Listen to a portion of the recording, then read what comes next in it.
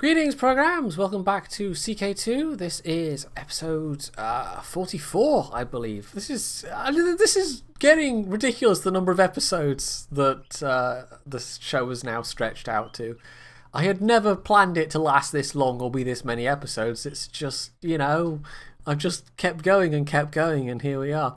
So, we had another annoying civil war start, because civil war never changes, especially if you're the English, but even for us superior Scots up here in the north, it's still something of a problem, and of course it basically cut my gains in half. All the glorious conquests I'd made in Ireland and Wales, and even the little bit of Finland that I'd managed to get a toehold on, that's all now under the Crown of Ireland, apart from Ulster. And now we've got this civil war to change the elective laws, well, the succession laws rather, to elective monarchy.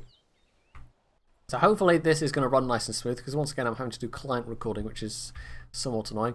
Last time we left off with yeah, we raised some mercenaries, didn't we? Yes, that's what this group here is. So that's going to be costing us a little bit every month, but actually not that much. We have a sufficiently large cushion of cash that we can just basically, I just need to siege out Moray, win some fights, and in theory I'll be okay, in theory. But if they mass all of their troops against me at once, that could be somewhat annoying. Although it's a little bit difficult. I think it is just Moray and Galloway. So for instance, these 1,000 troops here from Carrick, that's some internal rumblings. Oh no, wait, Carrick is a vassal of... Okay, never mind, that is... Duh. Yeah, I occasionally have moments like that when I just go, duh. Like, I think I've complained in various episodes about, oh, I'm sure there's a technology map, like, overlay thing, thinking it was down here. It's just, it'd been so long since I'd used it that... yeah, I'd forgotten. It's actually in the text screen, and you click on these buttons, and it tells you, and I am such a dunce. Anyway, never mind. The art of leading men into battle has always fascinated you. To study this critical science, you have ordered the construction of a miniature army in wood. Dear Carlotta scoffs at you for playing with toys, but truly, what do women folk know of war? Wow, okay. But I gained 1 martial score. I think that's my current ambition. Yes, it is. More martial is good because it means I can raise more troops. Let's merge those armies together. I hope I am not... No, I don't think I... Oh, no, I am leading troops. I'd actually better be careful about that, because it can be useful leading troops yourself. But at the same time, if you get captured in battle or if your character dies, then that's less useful. That is the opposite of useful. That is, in fact, quite bad. So we're about to win this first bit of sieging in Moray. I don't know if I want to force fights yet. I'd rather them come to me, because as we can see from the terrain, you know, most of the Highlands is rather hilly, if not mountainous. In fact, it's mostly hills. You'd think, like, the central bit, maybe it would count as mountains, but if you want to find proper mountainous terrain, then I suppose, yeah. Anyway, Scotland does have mountains, just not particularly big ones, as far as, you know, mountains go. It's not like the Himalayas or anything.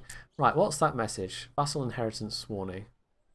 We've also got a bunch of title loss on succession, because, oh yes, because of course we're still flaming Gavelkind. I don't like Gavelkind.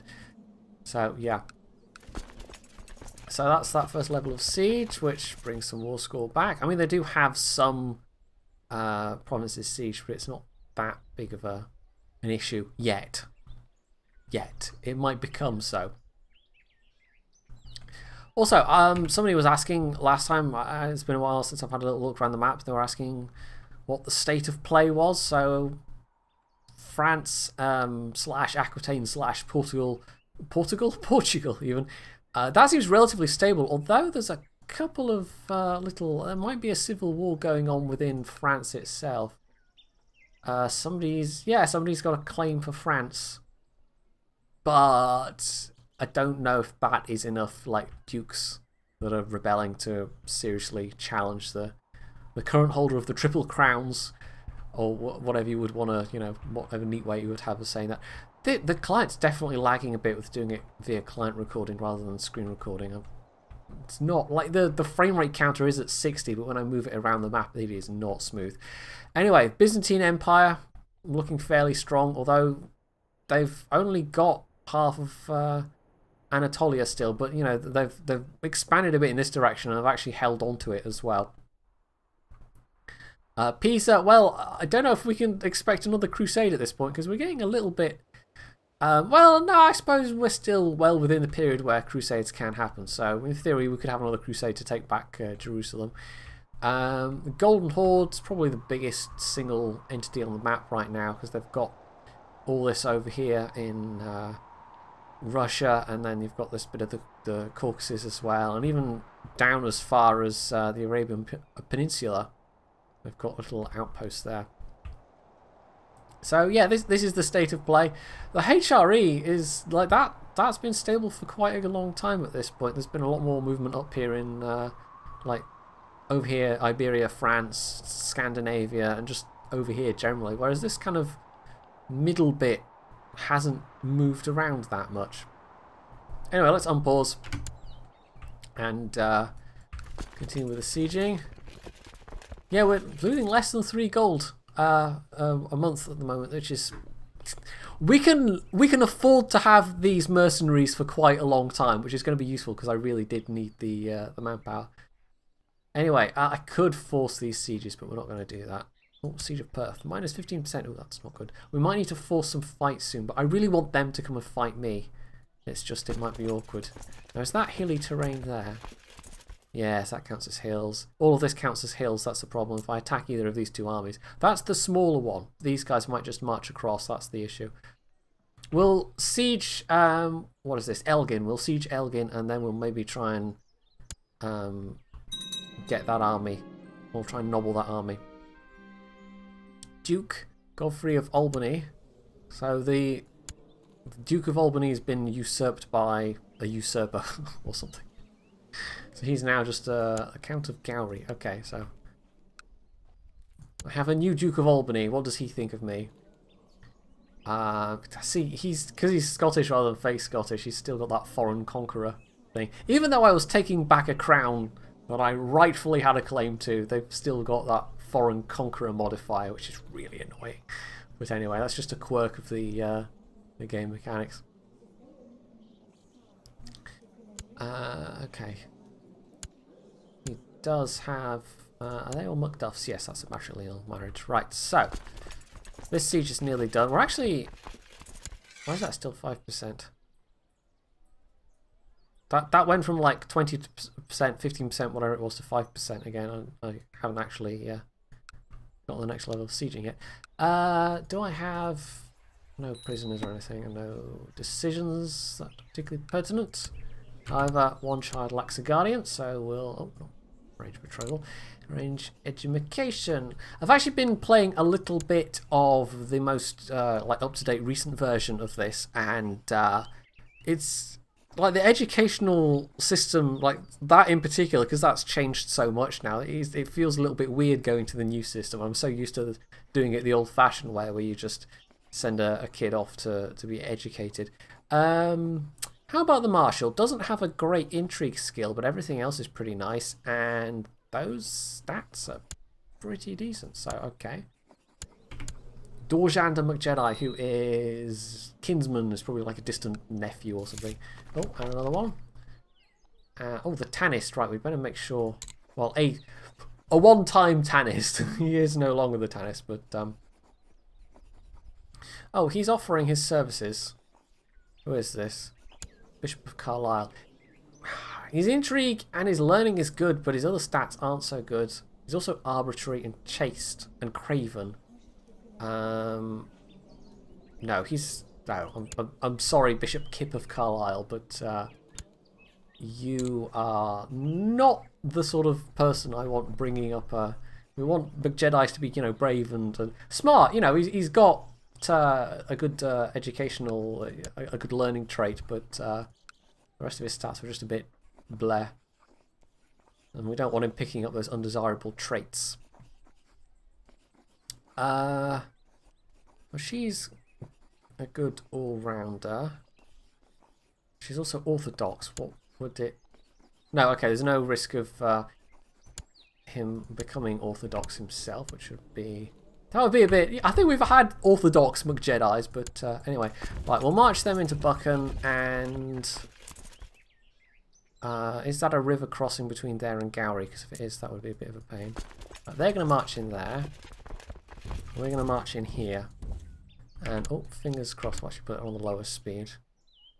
I'm going to get caught by surprise. Oh, also. Wait, am I... Right, I am actually... Okay, that's it's a bit complicated. I am sort of leading one of the sub-armies, as it were. Some of these sub-armies have got commanders. How do I make that not be me?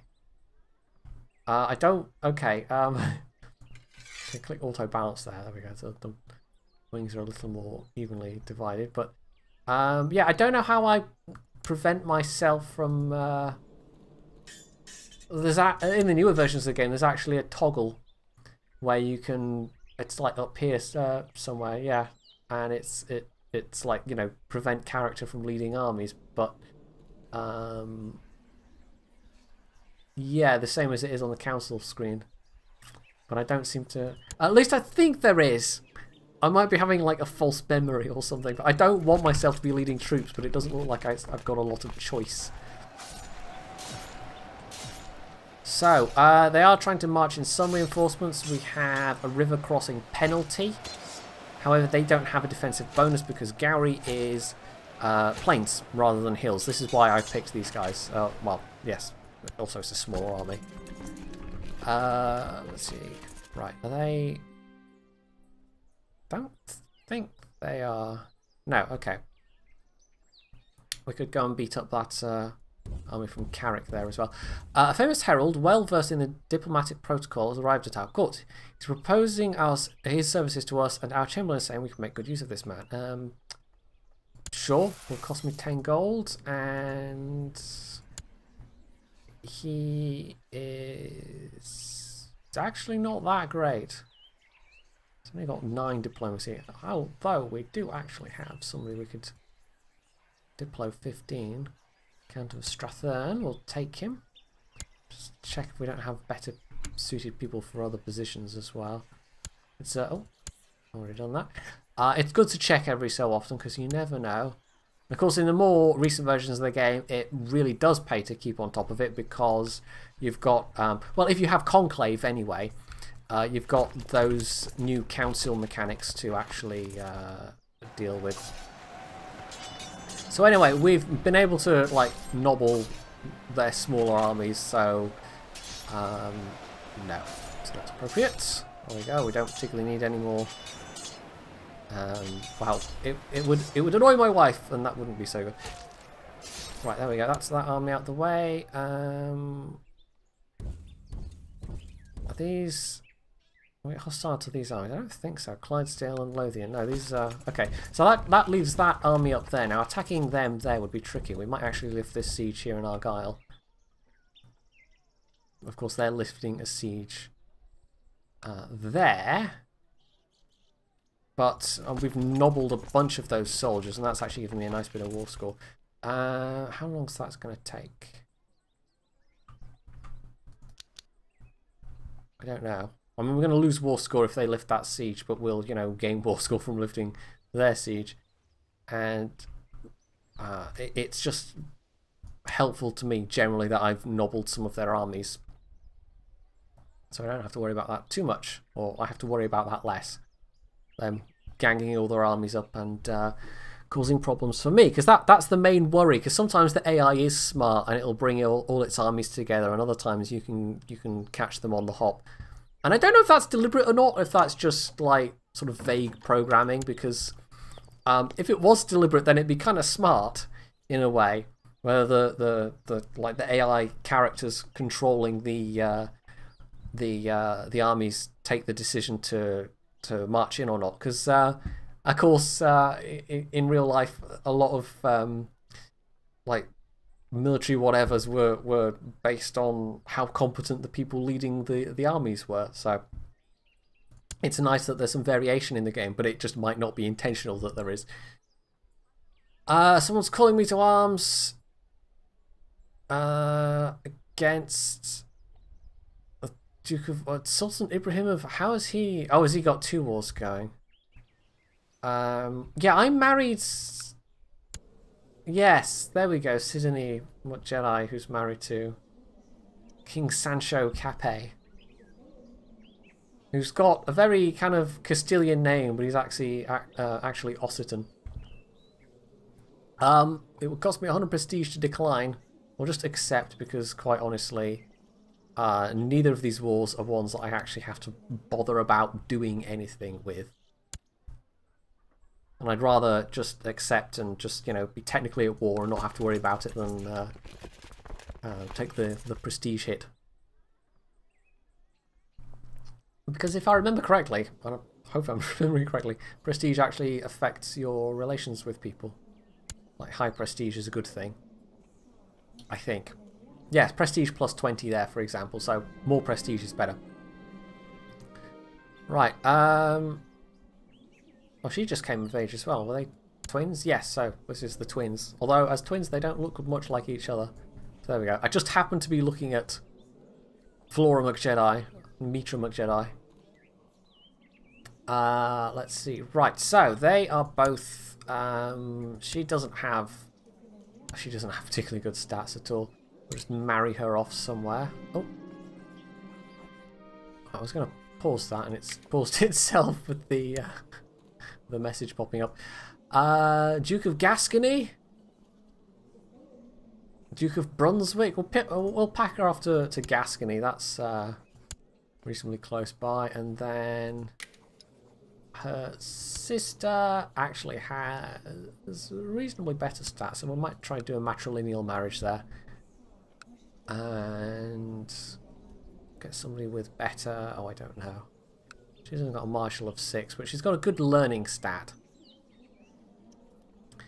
I might actually marry her matrilineally to my my marshal, rather, because his would be a good, like, bloodline to continue. Anyway, we've learned of other enthusiasts in Argyle who share your interest in miniature armies and pitting them against each other in glorious battle. They will soon be holding a tournament to establish once and for all who the greatest general is. Perhaps you should grace them with your presence.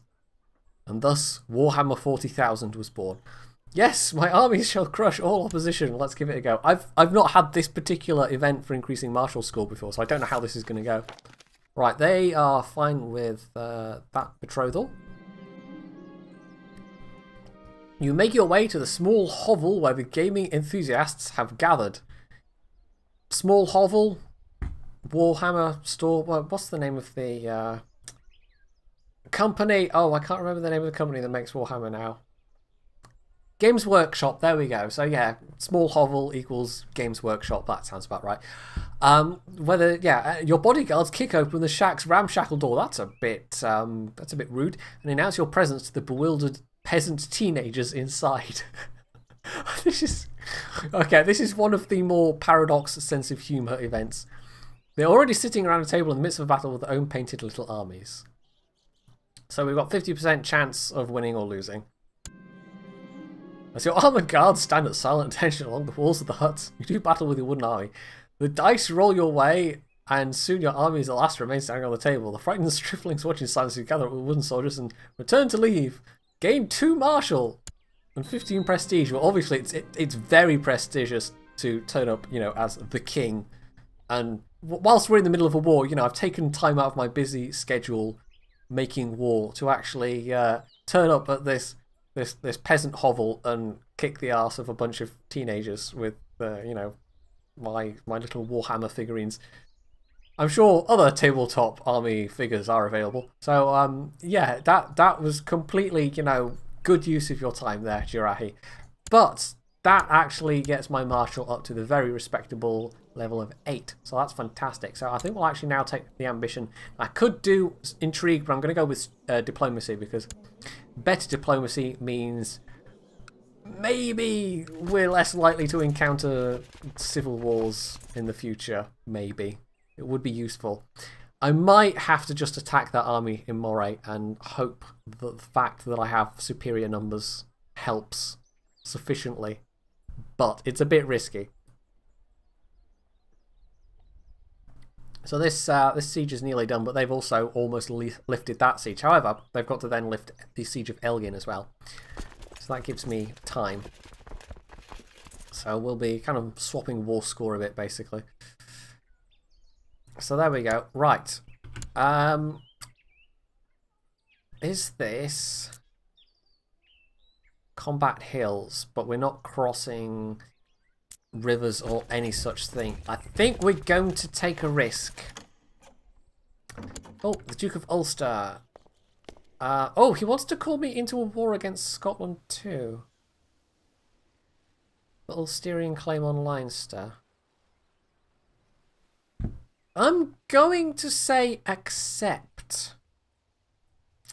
And I might regret that, but I'm going to say accept because I'd rather... Because at the moment we have an accursed Buchanan, Simon II of Scotland too. If I could help Ulster, you know, the Duke of Ulster being a MacJedi, if I could help... oh, his heir is the Duke of Deheubarth, interesting. If I could help Ulster gain control of Scotland too, and then switch to a Tanistry, that would actually solve my problems rather nicely. Because then there's a... Like, I just want a MacJedi to be King of Scotland too, and then we can hopefully peacefully unite the crowns through Tanistry. Right, we are absolutely wiping the floor with them. Didn't matter about them having the hills bonus, so that's fine. This might be a war-winning fight. Not, well, not quite, but still, that's like the 50 war score right there. That absolutely blew them out the water. Okay. So we're now sieging forests, and for some reason it's saying 80 what? That's not 80. That's 10,000. That's not 80. Why is that saying? I don't know. There might be some like complicated game reason for why that says 80 rather than 10,000 for sieges.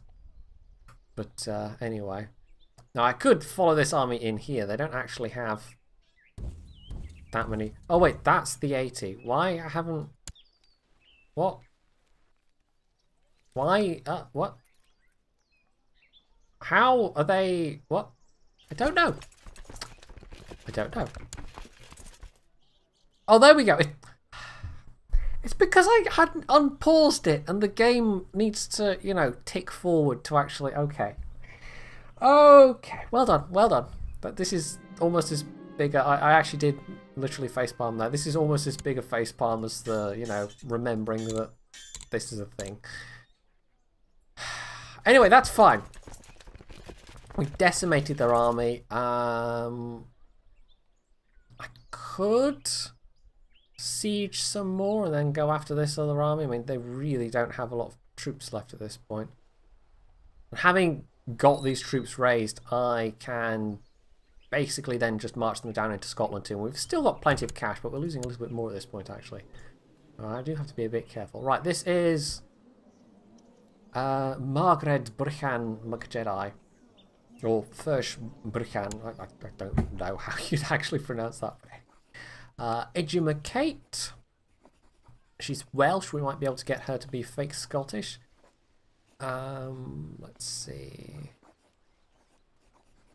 Who can we send her to? Who's got reasonably decent stats?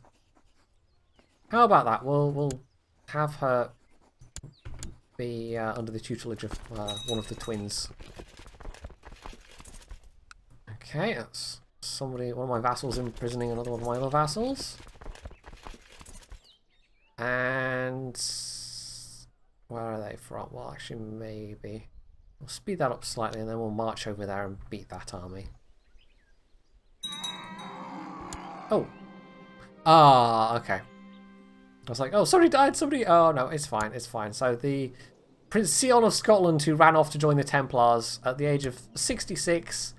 has unfortunately passed away, but he must have seen a fair bit of action though. He was almost certainly involved with the many campaigns of conquest in the Kingdom of Jerusalem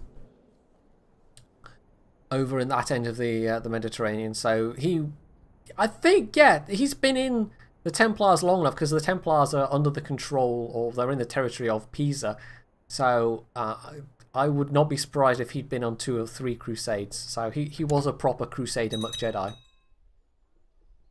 Okay, so that siege is won. I'm going to march our armies over to our homeland and absolutely kick the butt of those guys, so that's fine. We can actually take back that trade post. Or, well, siege that trade post. Oh, my uncle Burchen wants a wreath of his... I don't actually have... No. Sorry. He's already at minus 39, so he doesn't like me that much. Okay. We've won the Battle of Inverness against 11 men. It was a glorious victory. They shall speak of it for many years to come. I think we're just sieging for war score at this point. They do have some armies left. But... yeah, like, that's a fair number of defenders versus that attacking force. So I might as well just complete the siege of Moray and we'll march down there and take on those guys.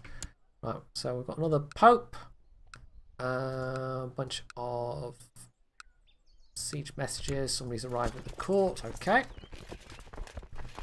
Nothing hugely important there. Right, so we're easily winning this civil war because, quite fortunately for me, it was only two of my vassals that were actually interested. Okay, this is good. My mission to Rome has so far been a success. So this is he's already convinced the new pope that I'm a nice guy. That's okay. That's quite useful. So, what's my relations with the current pope then? Let's have a quick look. Pope Conon III. And plus 69, that's pretty good. We've only got 1 negative modifier there, so I'm not going to be excommunicated anytime soon.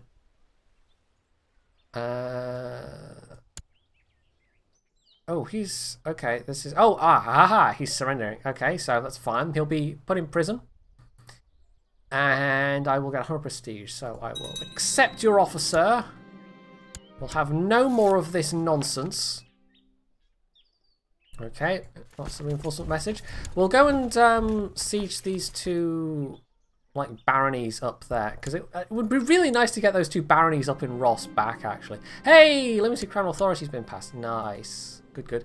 Right, so it'll be a while before we can get medium crown authority. Let's see where we're at with... okay, we still don't have reigned 10 years. And the vassals fighting each other bit is going to be tricky. But where are we? Tanistry, yes. So we need to be at peace, 10 years, vassals, and not fighting each other. And we'd also have to have the vassals actually liking me, which is going to be a bit tricky. Also, some of them don't. Yeah, he's the main one that doesn't, though. Count of Argyle. Right, the counts will be relatively easy to buy off. Well, I say that. I hope they will be. Otherwise, I'm not... that should be okay. Right. What's the... is that all de jure Dumfries? Right. Oh, okay. I could probably... who have I actually got in prison? I could ransom them both. And that would help refill my coffers. Oh, well, I have to wait. We can only offer to ransom 1 person at a time, apparently. So that's fine. And... oh, he can't actually afford the gold. That's why I can't ransom him. What I could do is he probably wants control of the county of Clydesdale. As Clydesdale isn't under anybody else at the moment, although, having said that, that's... I maybe had better not, because Clydesdale at the moment is a direct vassal, but only because there's all this shenanigans going on with Albany there.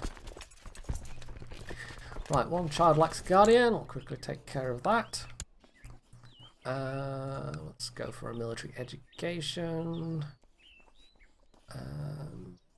I'll go for Hajnal again. Right.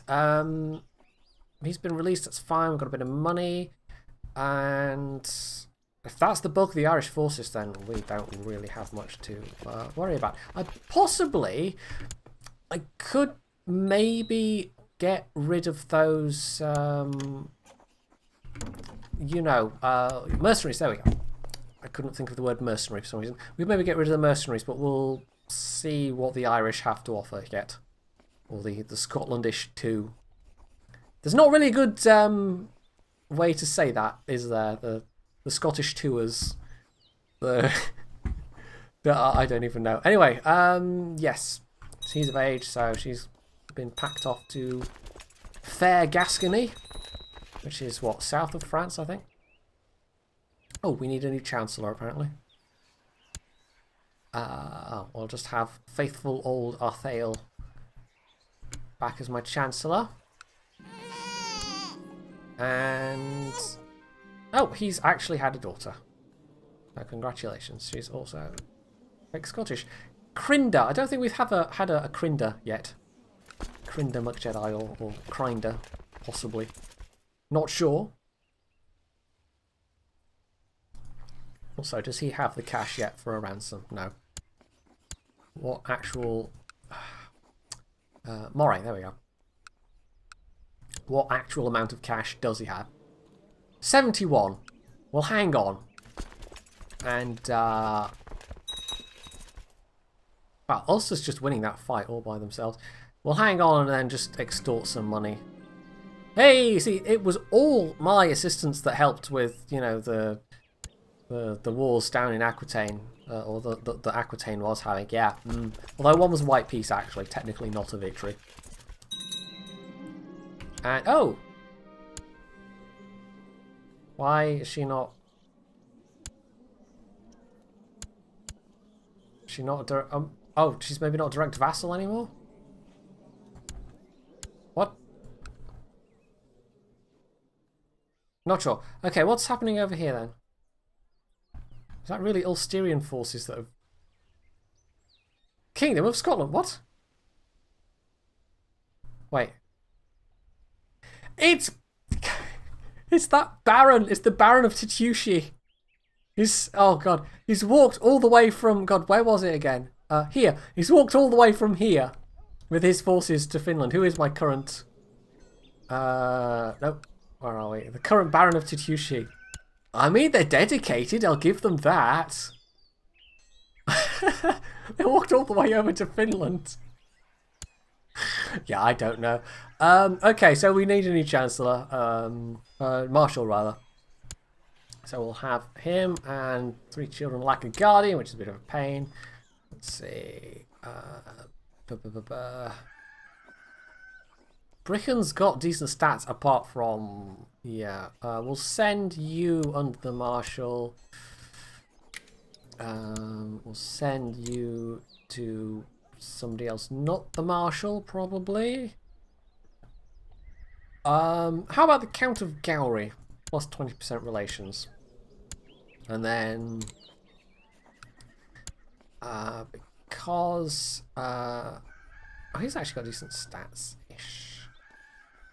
Again, this might... no, okay, no improvement of relations there. Sometimes it does and sometimes it doesn't.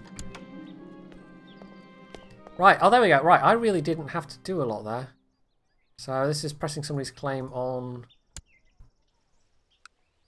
Leinster. So the Duchy of Leinster is now independent. And we have a peasant revolt. Yay! Okay, that's fine. We can cope with that. Right, so that's still owned by... okay.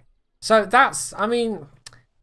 it's split up their power base a little bit, but on the other hand, was that a good war for them to have pressed? Because he's lost half of Ulster. Because he was pressing the claim of one of his vassals, who was the count of both those counties, and now he's basically screwed himself because you can't be a duke and have another duke be your vassal, obviously. Would you stop running away, filthy peasants? There we go. Also, actually, put the... there we go. Right. Filthy peasants. So, we've basically... concluded every war within the space of an episode. Filthy peasants. Should we execute him? Yeah. Filthy peasants. Right. Well, he still can't afford that, so we're not going to release him yet. We can also disband the... that should be... yeah, that should be both the mercenaries and my own troops.